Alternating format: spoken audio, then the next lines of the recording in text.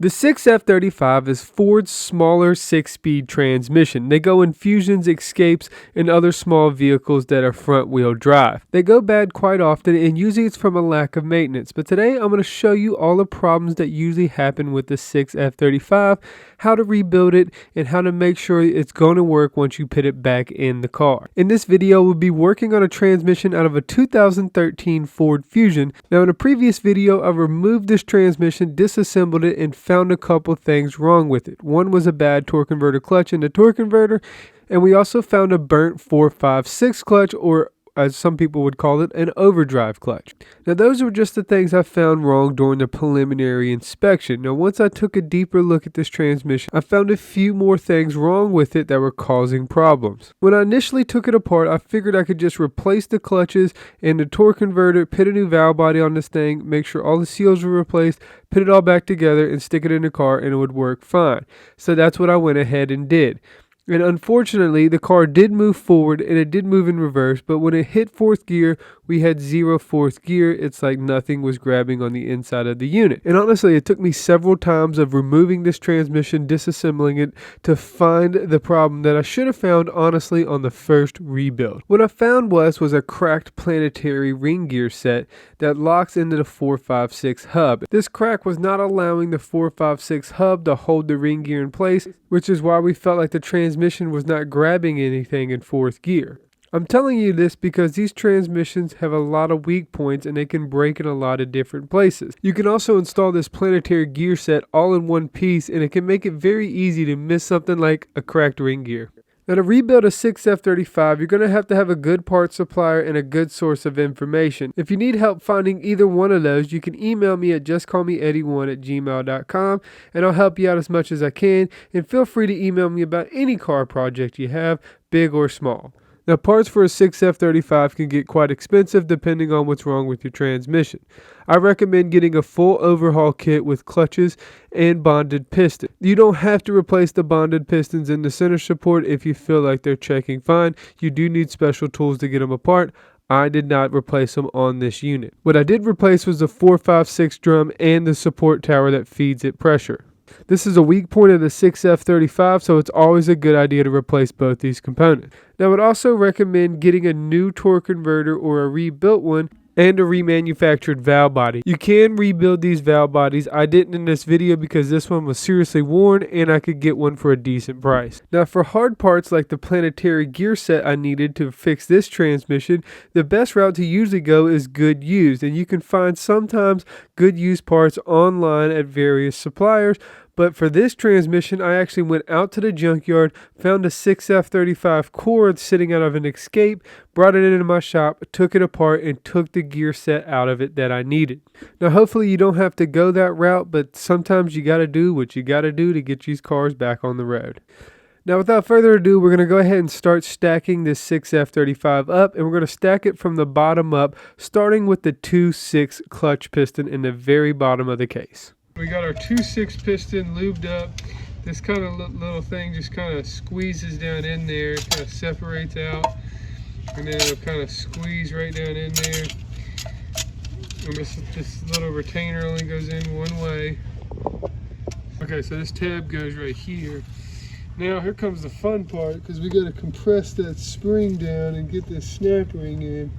We got to get the piston in. Once we get the piston in, and that's easier said than done.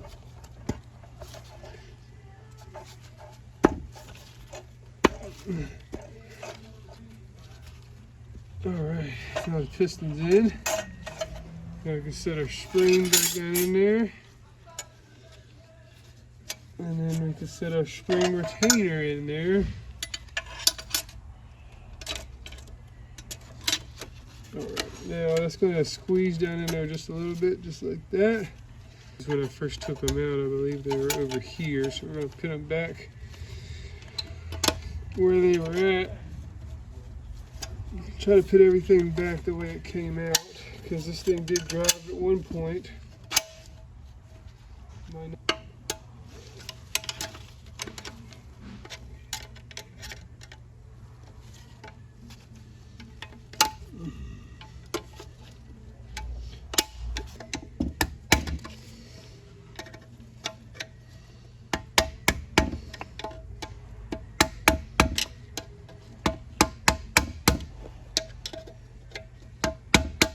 So we're just knocking the snap ring in all the way around.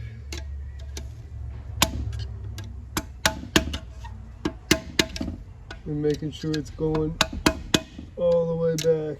That's what's burnt. 3, 4, 5, 6 clutch.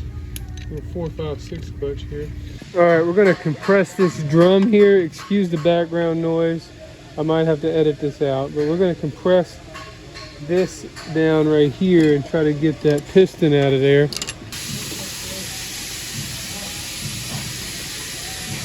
Press that down. Should be a snap ring. Nope.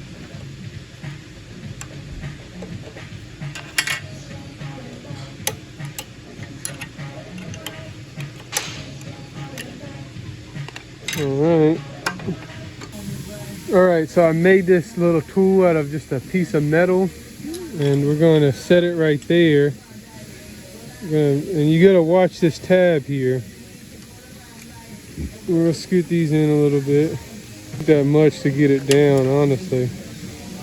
But once you get it down, be careful. Don't push it too much, because it'll break that tab right there.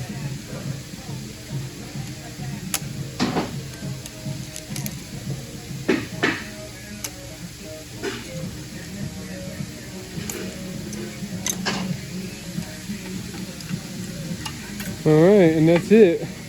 This thing should come right off of there now, and there's our piston underneath. I guess that's what the piston rides in right there. So we take this overdrive drum, 4, 5, 6 drum, used to get that snap ring off like we did to compress it, and then the spring comes out. Another piston down in this drum called the 4, 5, 6 balance piston. So that's the drum all the way disassembled, and I was disassembling this thing and I figured there was something else down in there, and I'm certainly glad I checked, because there is 3 O-rings down here. There's 1, 2, and then there's 1 in here. 3, 5 reverse drum piston. This comes out after you get the snap ring out of here, of course, and then your piston comes right off like that, and you have a spring assembly in there as well. This thing's really dirty. We're going to clean it up. There's also an O-ring right here, and an O-ring right there, and an O-ring right there. So lots of O-rings. We're going to clean it up real quick. We'll be right back.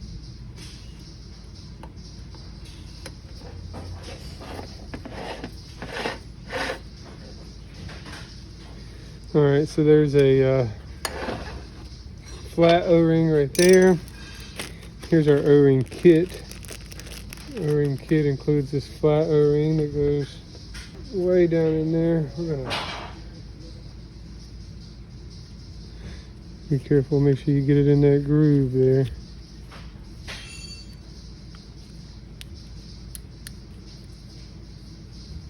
We got this lubed up, we're gonna press it back in right here. There it goes. Alright, now this goes big part up top.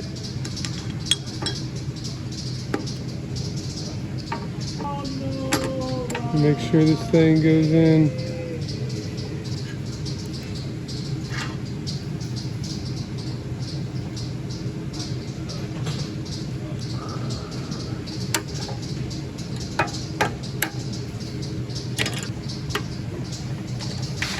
Alright, that's that side. Alright, now we got this side, and there's 3 O-rings on this side. Here's our 3 O-rings on this side. Alright.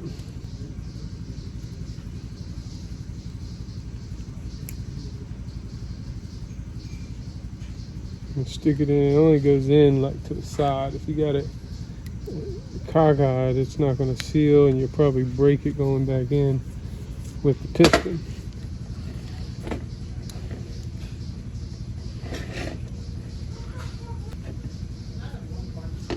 Alright, now the spring goes on just like this.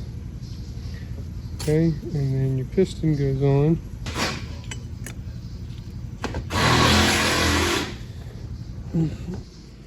Now this tab only goes in that position right there.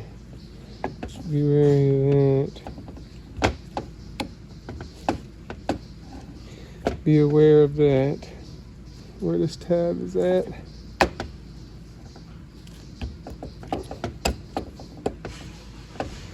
All right, we're gonna try to push this thing on with the press again.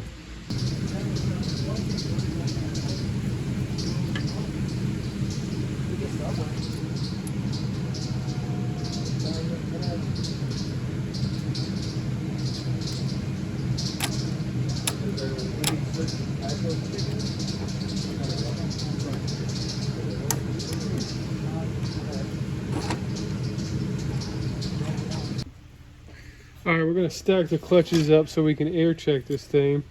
So there's a little discrepancy in the book. It says there's a wave plate in here, but I didn't take a wave plate out. So we're gonna put it back the way it came out, even though it was burnt.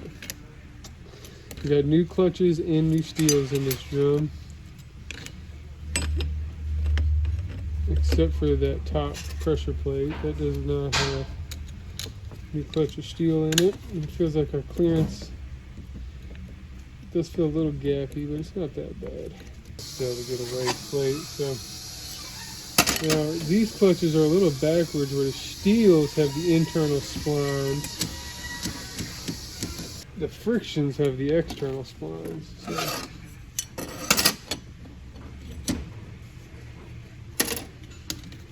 they probably want you to put the piston on last. That makes sense, right? It does make sense, don't it? That's got to be what it is, right? I can't get that.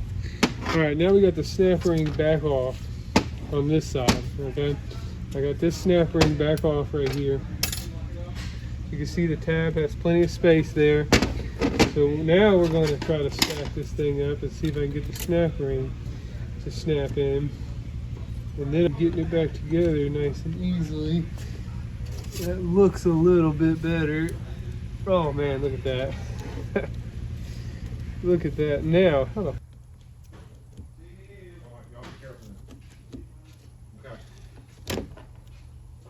oh, where?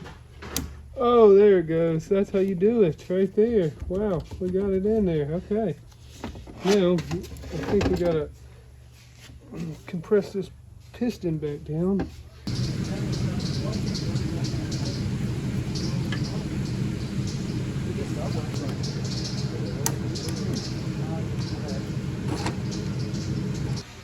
All right, to finish the assembly on this thing, make sure you got a bearing right here, because there's a bearing that goes right there.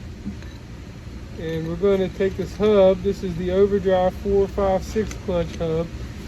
We're going to make sure it's lined up nicely.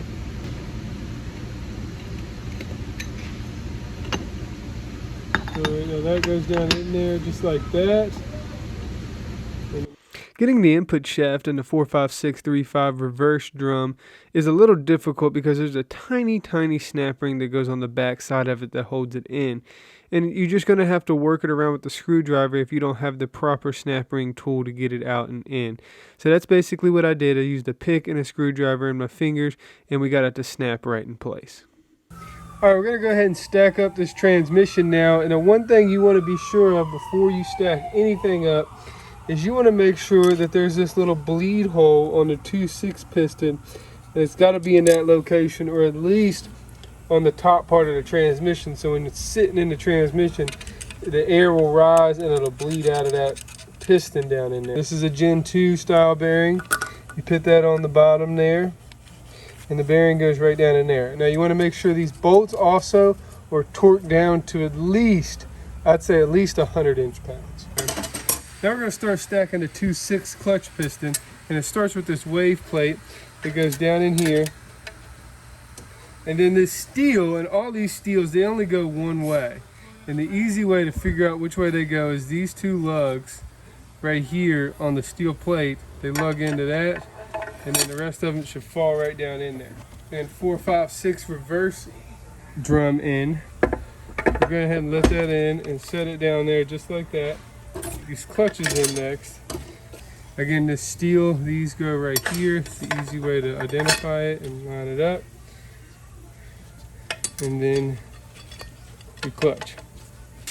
Air check the 456 piston is this hole right here.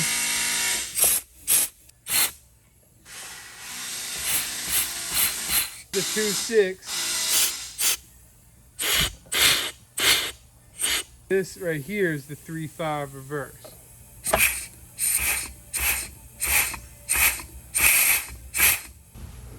So the next one we have is our low reverse diode along with our low reverse clutch. Also a little bit of a pain to get down in there, but it lines up the same way with these two little prongs going in those two lugs. That's where you can tell. And sometimes I just tap this thing with a hammer, get it to fall down in there nicely, just like that.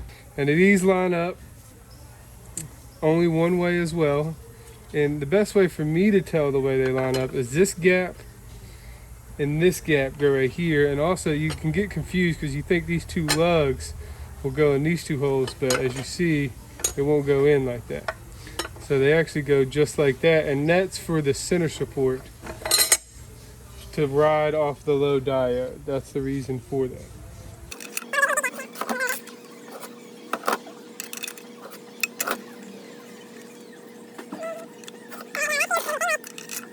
We have this wave plate, and this can be confusing to go in, as you can see, but the best way for me to figure it out is this big gap right here. It goes in that big gap right there. So, just like that. Now we got our used ring gear and lower planet here. And this is what I took out of the other transmission. And everything matches up, I believe, so we should be okay to go ahead and set this thing down in here. And it's gonna lug into our hub, just like that.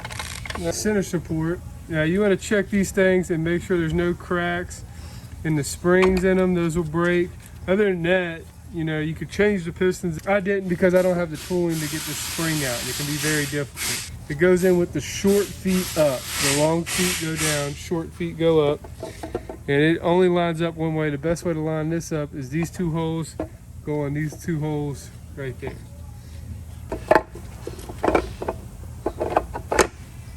Just like so. All right, now you have a bearing that goes on the top of this planet right here, and then a sun gear goes in the middle. Now this planet next goes down in here inside this ring gear.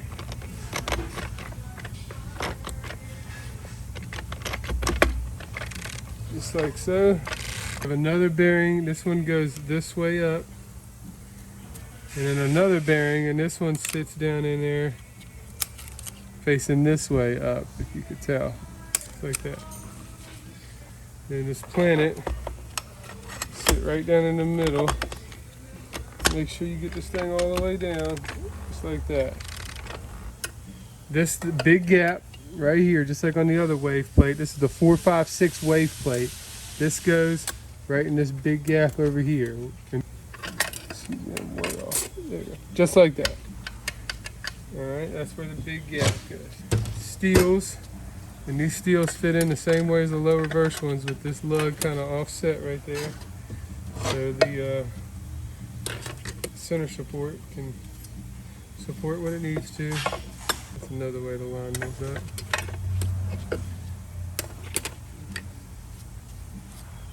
All right, then the final one, this is the final pressure plate here that holds everything in. Lines up just like that. And the last thing you got is your snap ring.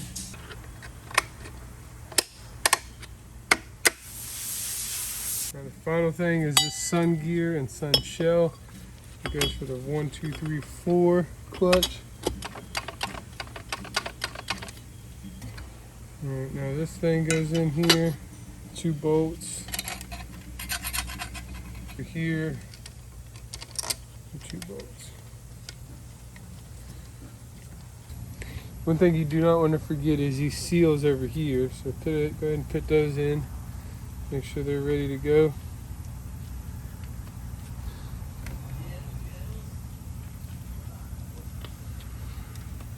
Just like that. Okay.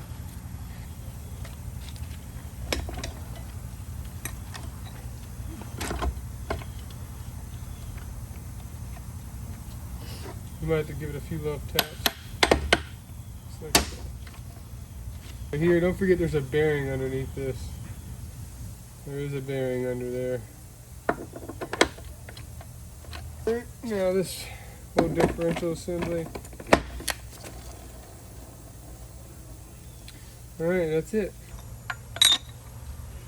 There we go, just like so.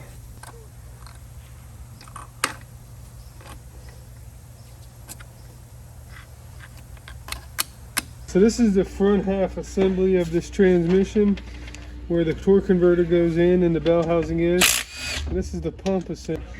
Alright, kind of just breaks off like that. And there's the pump, and I guess this filter, this is the filter, and to change that you gotta twist it off and kind of. Alright, here's our pump right here. This is our pump assembly. You got an O-ring on the front here. You got a seal on the front here too.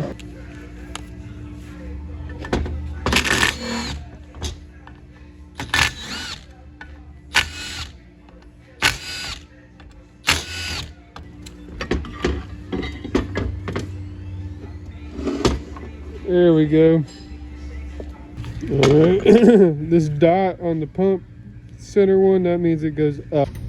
We got 3 valves in it, 1, 2, and 3.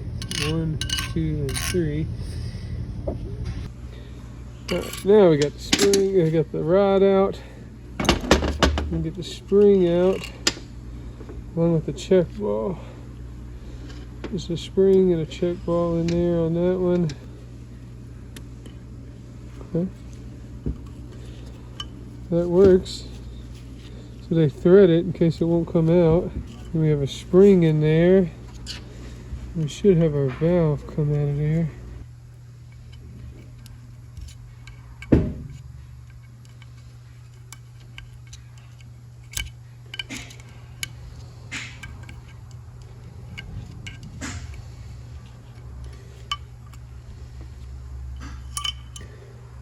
Lots of dirt and grime in that valve.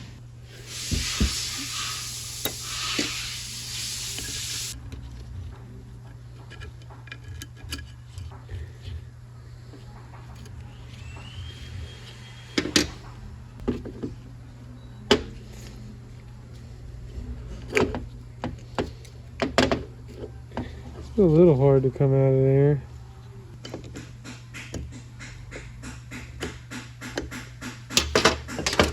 There we go, we got it to move a little bit.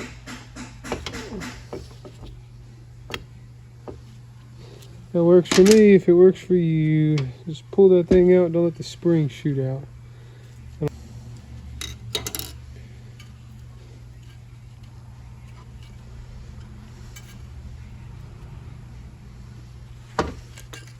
Another ball. Okay, now we're going to get this front seal out, and there's a snap ring actually holding this dang thing in, which is terrific. Perfect. And the seal is still pressed in. Oh, no, it's not. Got a kit here with this seal, and it says this is for the late applications of snap ring style pump. So that means that all these transmissions don't have this style of pump. You always want to match your seals up. Now, I usually glue seals in, but where this one just kind of sits in there, I think I'm just going to put it back into stock.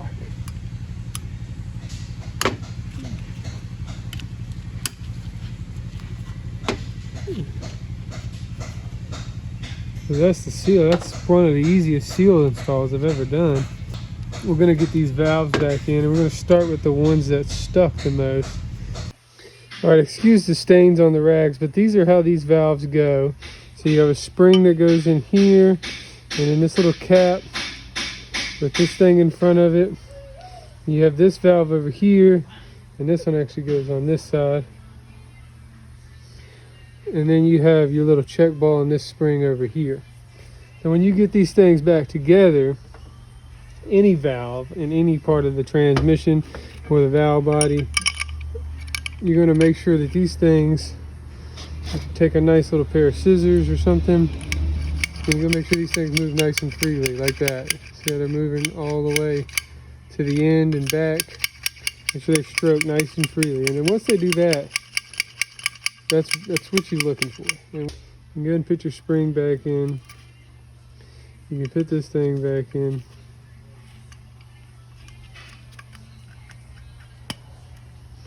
And then you can stick this thing right back down in there. Don't let your glove get caught up like that. And then take your little screwdriver at the end here.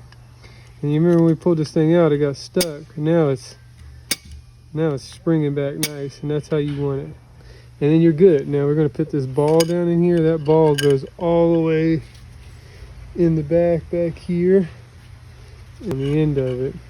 See that little thing? It's probably so that ball don't go down in there. That little hole smaller on that end. So that end goes in, and then I'm gonna push this thing down in here. And usually I just do it flat to start with, and that thing's gonna go way down in there, buddy. We finally got this thing in. You just got to work it in there with the screwdriver, holding it down. It's a pain in the butt. It's not easy. That spring is stiff. This one's a lot easier over here. This spring, you can spring together with your hand. Don't forget your ball in there. Your ball goes in there. Now this one doesn't really have a side.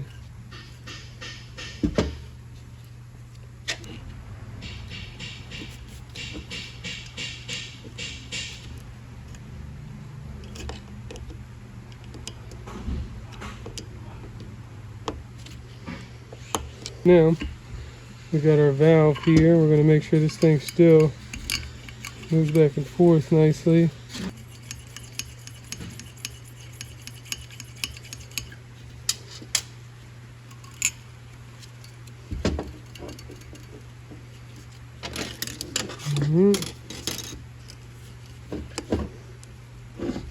Well, this one's a lot easier with the screwdriver, because you can just slam it down, and then that little clip kind of slides in between, so that screwdriver will go right in there. And then we'll double check this one as well right here.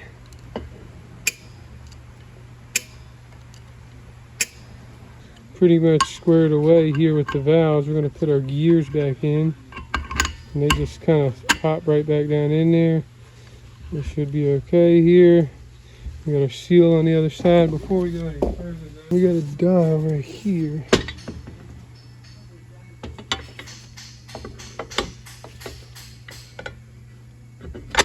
There it goes. There's a dial on two sides of this thing.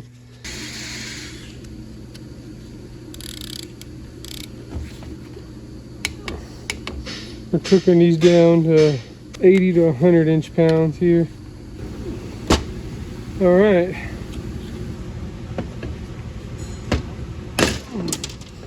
God, that was a pain in the ass.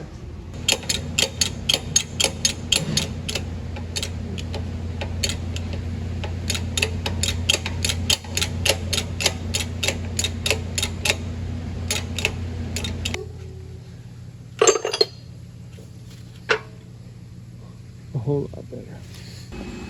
All right, find something that's big enough to go around that rim right there. You can find a mallet, because it's softer and it's got a bigger.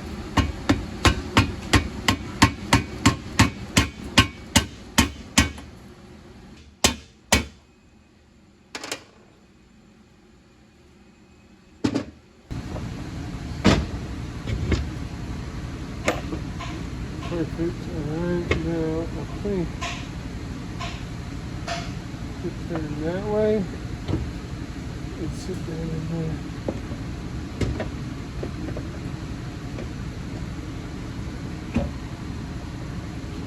Just like that.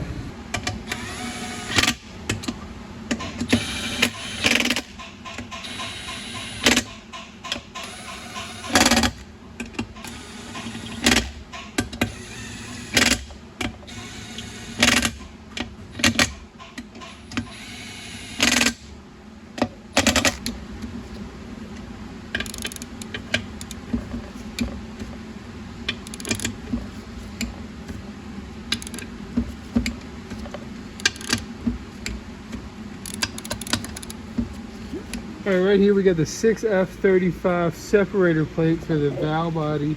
It goes right on that right there and goes in between the case and the valve body.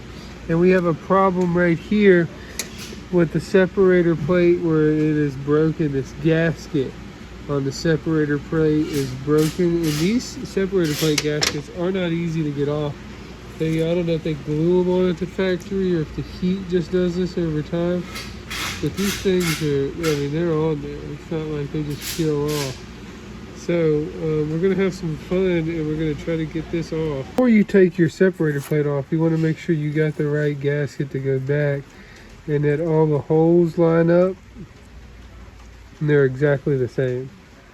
And it looks like we do have the right gasket. So we're going to go ahead and take this one off now too.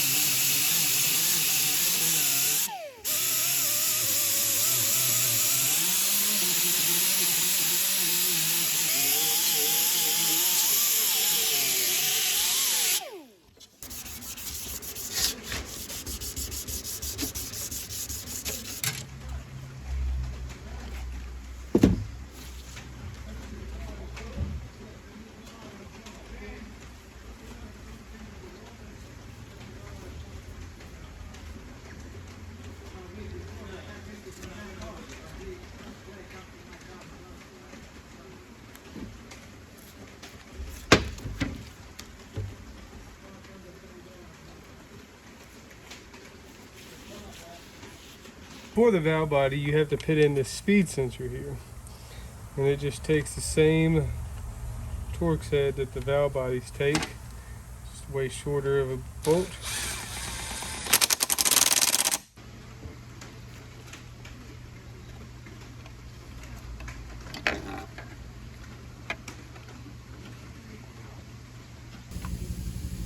Goes our valve body.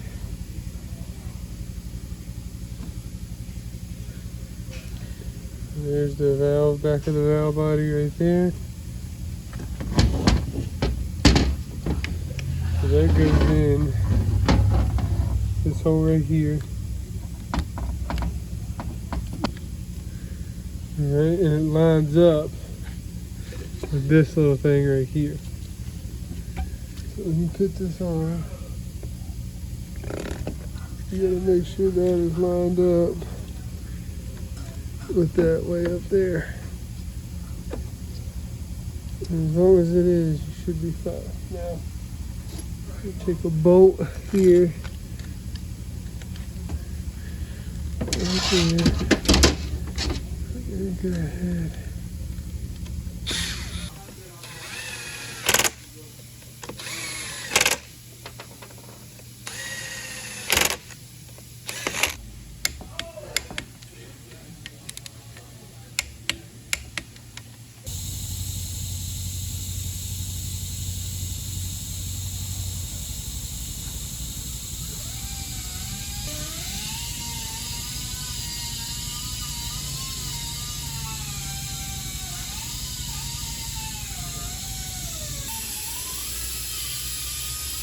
You gotta watch the input shaft there.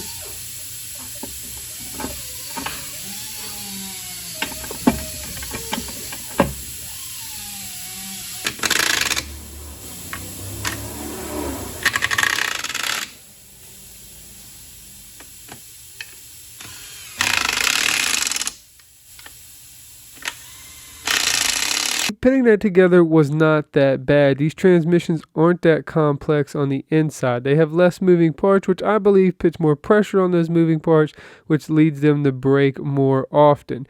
That may not be true, but I do see these transmissions come into my shop quite often with low mileage on them. I'm talking under 100,000 miles, and most of the time you're going to have to get a remanufactured transmission to make sure it doesn't happen again. If you are crazy enough to try to take it apart and rebuild it like me, follow the steps in this video and you should be okay. And oh, don't forget to program your transmission when you're done. If you have any other questions about the 6F35, once again, feel free to email me at justcallmeeddie1@gmail.com and I'll answer any questions that you have. In my next video in this series, we will be installing the transmission back in this Ford Fusion, and we have a couple other things to do to this Ford Fusion, non-transmission related, so stay tuned for that video and subscribe to my channel to make sure you do not miss it. In the meantime, you can also go follow me on Instagram and Facebook where I post weekly content. Thanks for watching, and whatever you do, however you do it, make sure you stay dirty, make sure you work hard, and most importantly, make sure you play hard. You can just call me Eddie.